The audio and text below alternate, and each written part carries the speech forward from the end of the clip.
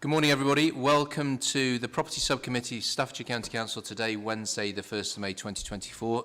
Agenda item number 1, apologies. Do we have any apologies? None received, Chair. Thank you. Agenda item 2, declarations of interest. Do we have any declarations of interest? Councillor Price. Thank you, Leader. It's item 11, which is 10 Browning Street. That's in my division, so just thought I'd mention that. Thank you. Councillor Winnington.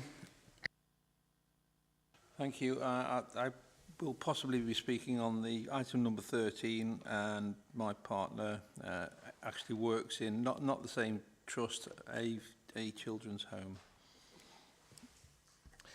Thank you. Any other declarations of interest? None indicated. Item 3, minutes of the meeting held on the 6th of March 2024. Is it your wish that I sign those off as a correct record of the meeting? Duly signed. Agenda item number 4 is amendments to the Property Subcommittee terms of reference. Ms Peach, we're with you.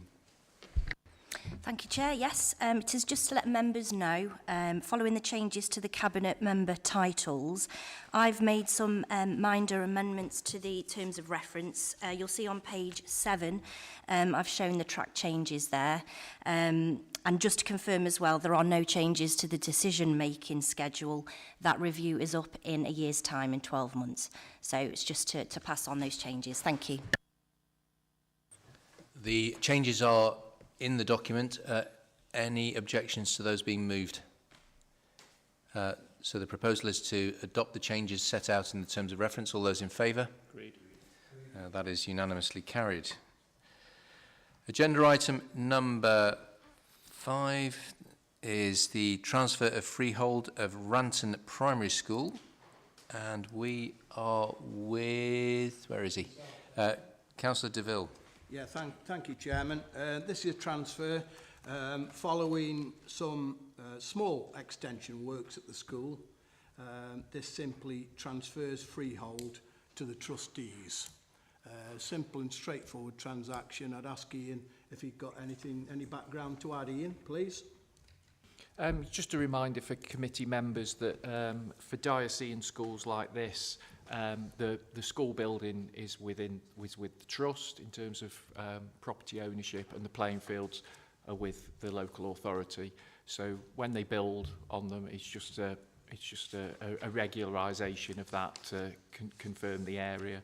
It's 14 square metres. It is really just a routine item. Thank you. Thank you. Councillor DeVille, if you could turn your mic off. Sorry, Chairman. Despite the fact that it's 14 square metres, we do need to go through the proper processes. So local member interest. As it happens, we've got the local member with us, Councillor Winnington. Thank you very much. Yes, it's quite simple. Just a question from me, really. I'm also a parish councillor at Ranton. At one point, the playing field was going to be opened up for use by local children. And that's fell by the wayside. Can you tell me what the status of the playing field is? Is it part of the academy, or is it or managed by the academy, or is it managed by the local authority? So it will be owned by us, leased to the academy, and the academy will be responsible for all the upkeep of it, etc., etc. It's just the freehold title that will rest with us with an academy. But generally speaking, even on maintained schools, we would allow the school to decide what is and isn't done on their playing fields. Thank you. Is that helpful? Yes, thank you very much. Right, finance. No comments, Chair. Legal. No comments. Valuation. No comment from me either, Mr. Chair. Anything further to add from Mr. Turner? Nothing further from me, thank you. Okay, thank you, Chairman. One recommendation, colleagues. The transfer of the freehold interest in the property required under the School Standards and Framework Act of 1988 as amended by the Education and Inspections Act 2006. Any comments from members of the committee before we move to approve or otherwise? Nobody's indicating. You've heard the recommendations. All in favour? Agreed. That is unanimously agreed. Next item is the Academy lease approval, Doxey Primary School. Yeah.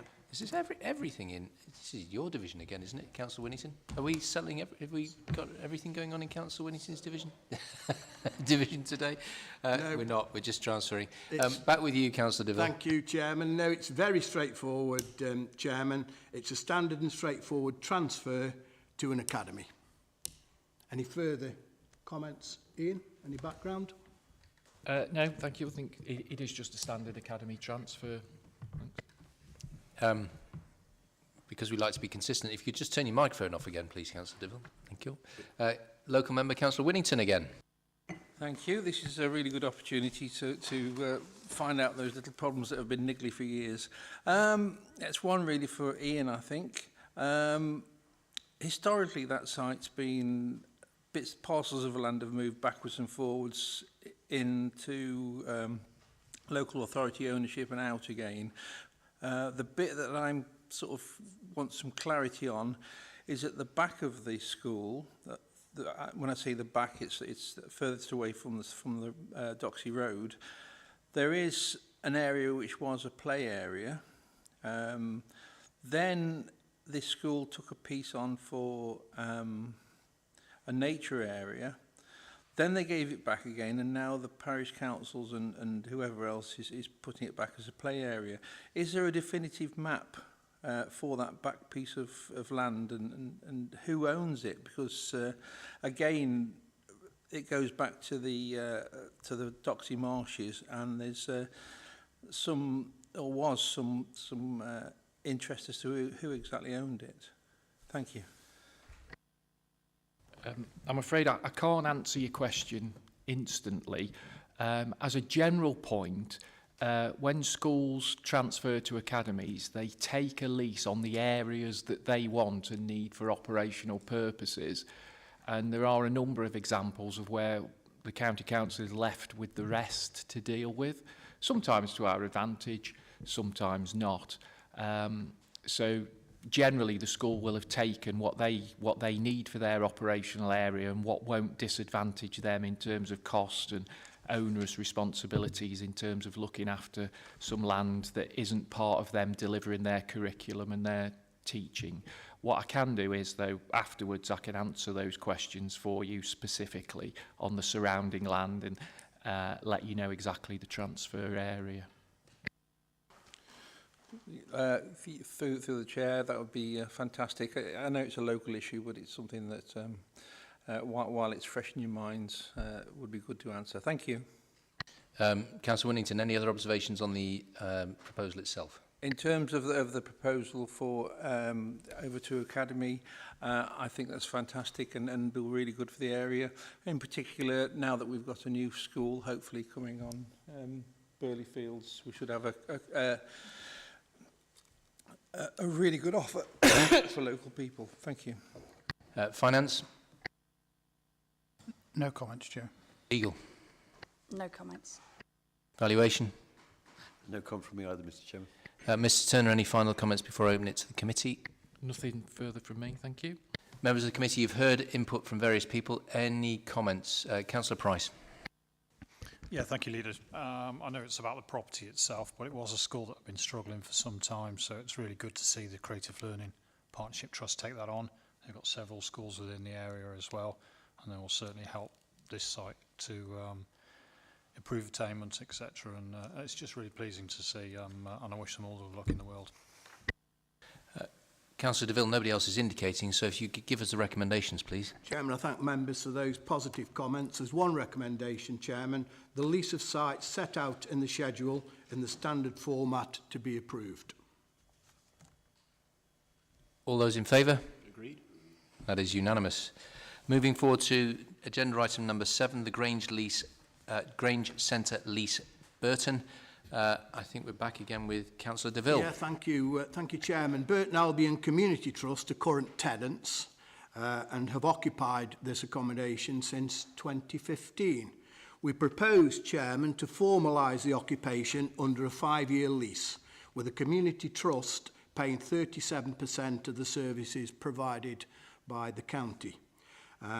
By providing this assurance of occupation, it will prove to be of benefit to Burton Albion Community Trust and will enable them to look at developing a sustainable, positive future. Mr Turner, anything to add to that? Nothing specifically from me. Peter Townley dealt with the negotiations with Burton Albion. Mr Townley? Thank you, Chairman. Essentially, it's continuation of the current position. They've been there under a tenancy at will for some time, and it's just regularising what the current situation is. They appear to do quite considerable local charity work and community work, as can be seen from the schedule. When I was there, it was well used, and there were lots of organisations taking part. So it's really just continue as it is. Thank you very much indeed. Councillor Afsar is the local member. Is there any comments from him? There is, yes, and I'll read them out. I'm happy for this decision to be carried forward and fully support the work of BACT and what they do in Burton and the wider community. Thank you. Finance? No comments, Chair. Legal? No comments, as it's just regularising the position. Valuation? We have put a valuation loss, if you like, in the report, the rent that we'd forego if we, so that's there for 13 to 15,000 estimated rental value. So just for, as it's an undervalue. Thank you. And as an undervalue, it is relevant to this committee. Mrs Ballinger? To officially note Wayne Waterboy's engagement and support of this project, he wanted it formally noting. Thank you. Sorry, could you just repeat that for me? He wanted, Wayne Waterboy, Strategic Delivery Manager, wanted to formally note his support of this and his engagement with the lease. Thank you. Thank you. Members of the committee, any comments? Councillor Parry.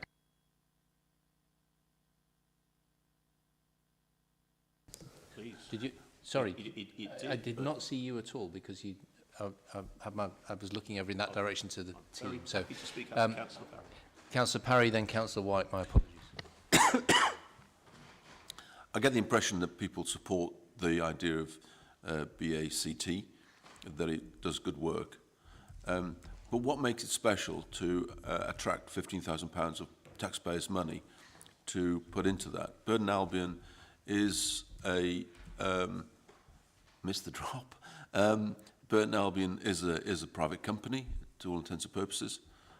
If they're part of this, this is taxpayers' money going to support something, albeit what looks to be good community work. And there's lots of examples, isn't there, of good community work that doesn't receive 15 grand's worth of public funding. My question is, what makes this special? Well, your question is germane to what I was going to say, just as a statement, just so it was on the record, and others might want to speak to it in more detail. But I think the thing that's really notable about the Community Trust, and I speak as a Burtonian myself, is how aligned they are to the Council's priorities, particularly around children and young people. So the work that they're doing, which is focused on children and young people, particularly those in some degree of need, I think it's fair to say probably avoids this council some cost and work. The other thing that I'd say about the Trust is that they're a genuine partner to this authority, so there are many occasions, the first one that springs to mind is during the pandemic, where they very much stepped forward to help us deliver the services that we needed to people in that time. So they're a good actor in the community.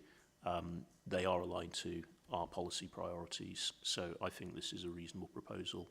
I don't know whether Laura, you have any further comments from a strategic delivery manager perspective about that, but my support and praise for the organisation is now a matter of record.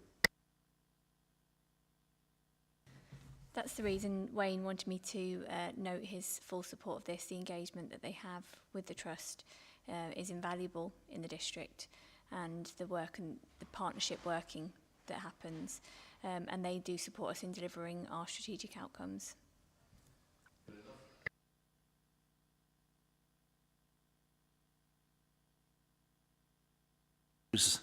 are those strategic priorities for us? I'm being facetious. Sorry, I didn't mean to be. It's just that I wanted an assurance that this justifies £15,000 of taxpayers' money when maybe a community centre over there or a village hall over there doesn't, equally doing good work. If this is more strategic than that, that you see the stuff that they're delivering is very much aligned to what we're trying to deliver, and therefore, if you like, they're inputting to the delivery of our strategic plans, that makes sense. And I guess that's what I'm hearing. Thank you. The fact is it is an undervalued consideration. And in such circumstances, I think that Councillor Parry alights on a point that needs to be addressed in the reports that come forward to this committee in future when it's an undervalue of this nature. We have to make a judgment as to whether or not this undervalue is worth more than an undervalue over there or over there, and why council taxpayers in the moorlands should forego general income to Staffordshire County Council as a consequence of a decision like this, albeit a relatively small amount. We would ordinarily see in cabinet decisions a community impact assessment and a financial assessment, so we understand the materiality of the money that is the income that's being foregone as a consequence of this undervaluation. It could be, in the case of this particular trust, that the value of the work they do in the community exceeds by many times the amount that we are looking to forego. It's from the indications from the deputy leader that is the case, and I will take I'll take the deputy leader's word, and indeed Mr. Mortiboy's and Mrs. Ballinger's word as a consequence of the reports that you've brought forward, that this is indeed worthwhile as an undervalue.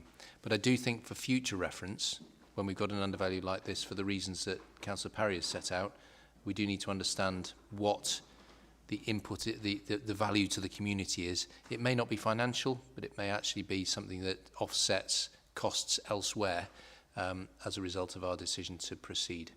I think it's slightly more scientific, I think, is what we're potentially looking for. But as it stands, based on the comments of the Deputy Leader, I think I can see myself leaning towards supporting this for that reason, but I would welcome any input from other members of the committee before we proceed. Councillor DeVille. Very fair challenge from Mr. Parry, Chairman. I think that based on the local knowledge of the Deputy Leader and, of course, of Wayne Mortiboy's and of Councillor Afzal, I'm satisfied that on this particular occasion, it not only satisfies our corporate objectives, but also fully satisfies important local community objectives as well. But I think a very, very fair and good challenge, Chairman. If you could give us the recommendation, please, Councillor DeVille. The recommendation is to grant a lease of part of the Grange Centre, Grange Street, Burton-on-Trent, to Burton Albion Community Trust for a period of 5 years from the 24th of June 2024 at a peppercorn rent, with apportionment of service charges and maintenance as agreed per occupied areas. Final terms and conditions to be delegated to the Assistant Director for Commercial and Assets. One recommendation, colleagues. You've heard the recommendations. All those in favour? Agreed. That is approved unanimously. Agenda item 8 is Eccleshall Library lease. We are testing to destruction the theory you can't get enough of a good thing. Here we go again, Councillor DeVille. We're with you. Very many thanks, Chairman. The library is currently run by Eccleshall Mercia Community Library. I think that's a part of Eccleshall Rotary Club. The lease expires in August, and Eccleshall Parish Council have agreed to take over this function. And I'm delighted, Chairman, today to propose a new 5-year lease to the Parish Council for them to further develop this great local facility. I'd ask Mr. Causer if he wishes to make... Mr. Causer. Thank you. Yes, this will be on the same format of all the other commercial, lending libraries that we've got at the moment, the community lending libraries. The previous ones had a 5-year lease with 2 options to renew for further terms of 5 years. Obviously, we're now 5 or 6 years into the libraries community managed libraries programme. So this one will only have 1 option to renew to make sure they all sort of fall into line and end at the similar time. So, but other than that, the thing is fairly self-explanatory. It would be on the same basis as the other community managed library leases. Thank you. Mr Turner, any comments to add before I ask for local member comment? Nothing to add, thank you. Local member comments. Yes, thank you, Chair. 3 points to read out from Councillor Pert. I am in favour of entering into the new lease with Exshall Parish Council to take on these facilities, as without which these facilities could be lost in the community at large, and libraries play an important role within communities. I would hope that County Council would also, number 1, formally thank the Eccleshall Mercia Community Library Community Interest Company for their brilliant running of the library for the past 5 years in writing and other communications, as without them coming forward and putting their hearts and souls into the library, it could well have closed. They bravely stepped out into uncharted territory and brought the community together and did a brilliant job. There may have been other community-managed libraries in Staffordshire before the original Eccleshall lease, but it took community leadership and also a bit of a leap faith, for which we should recognise that and thank the CIC for. Number 2, ensure that there is sufficient support in the handover and in the initial stages of the parish council running the library to ensure that this transition is seamless and the move is a complete success. And number 3, provide sufficient financial support to help in the transition and running of the library, as well as making sure the most modern facilities are available, as facilities are left without investment over a period of time can easily be overtaken and lose their unique appeal. It would be useful to approve at the same stage an investment plan for the library, maybe over the 10-year time horizon, to make sure it is as loved and valued and used at the end of the lease as it was when the county council ran it. Thank you. Is that it? You sure there's nothing on the other side? Oh. Some of the requests in the local members' writing are out with the scope of this committee. It is simply that we are approving a lease on this matter. So I think we should constrain ourselves to discussing the lease rather than any support proposals that Councillor Pert has requested. Finance. No comments, Chair. Legal. No comments, as it's a standard lease.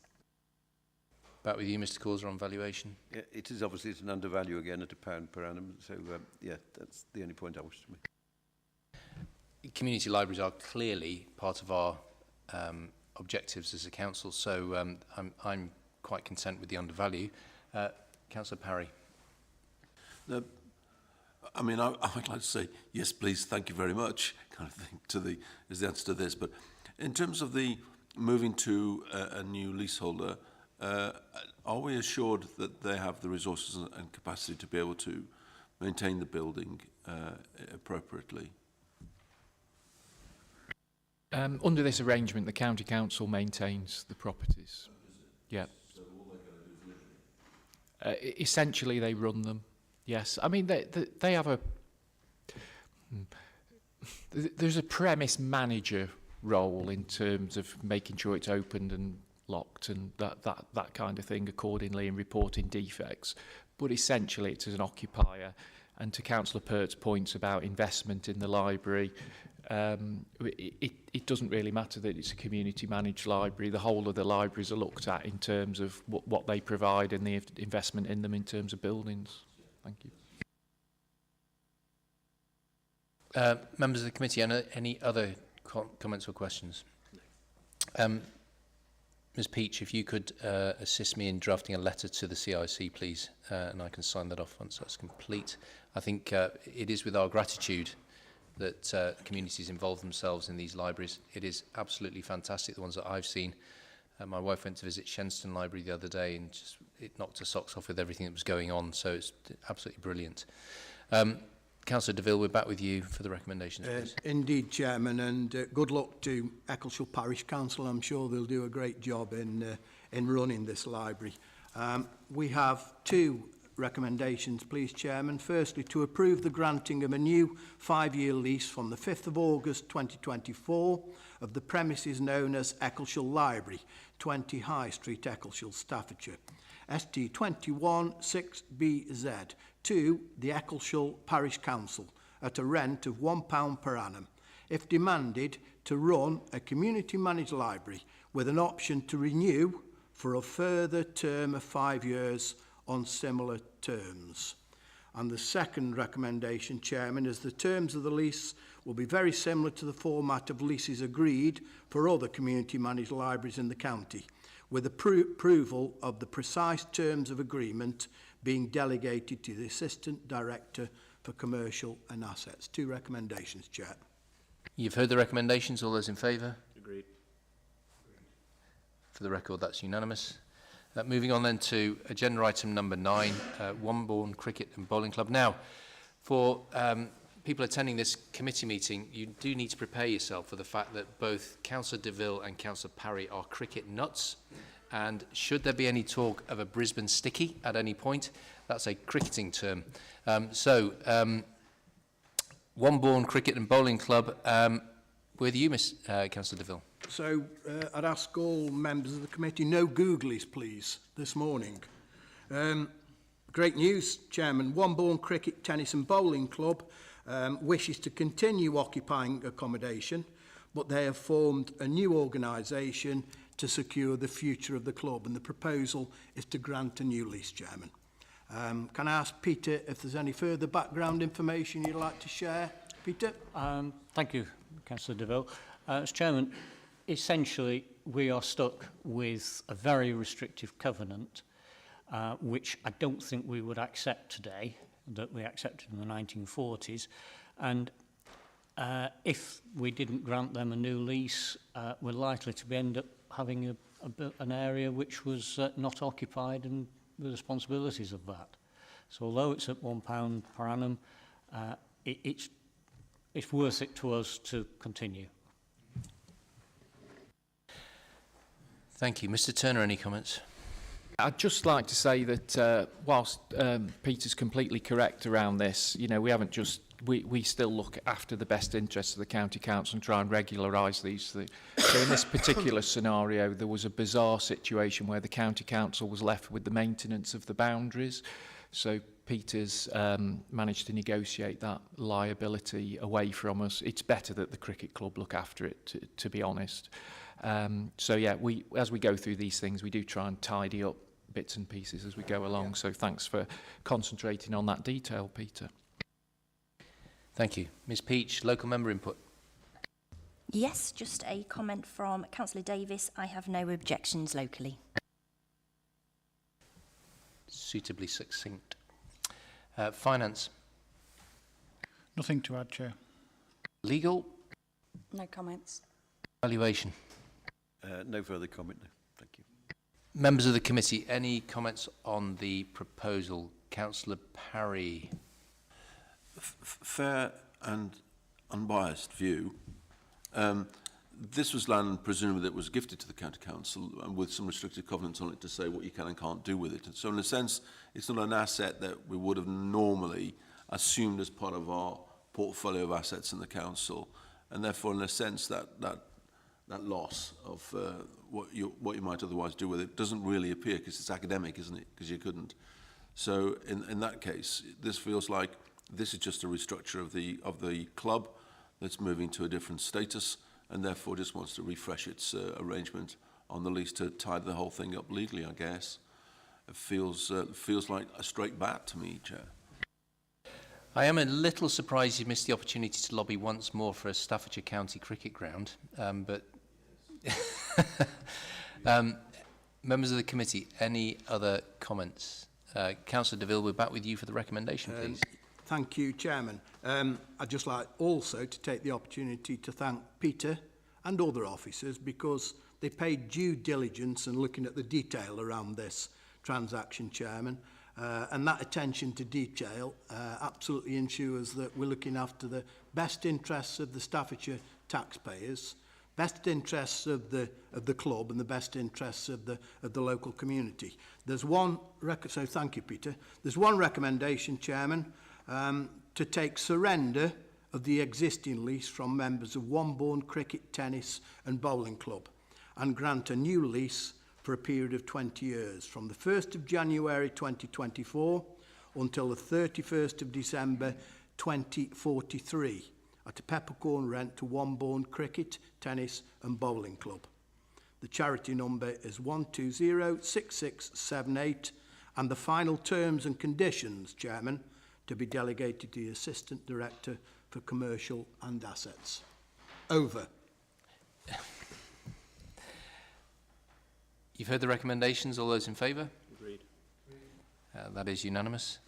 Agenda item 10 is that the public be excluded from the meeting for the following items of business which involve the likely disclosure of exempt information as defined in the paragraphs of Part 1 of Schedule 12A as amended of the Local Government Act 1972 as indicated below.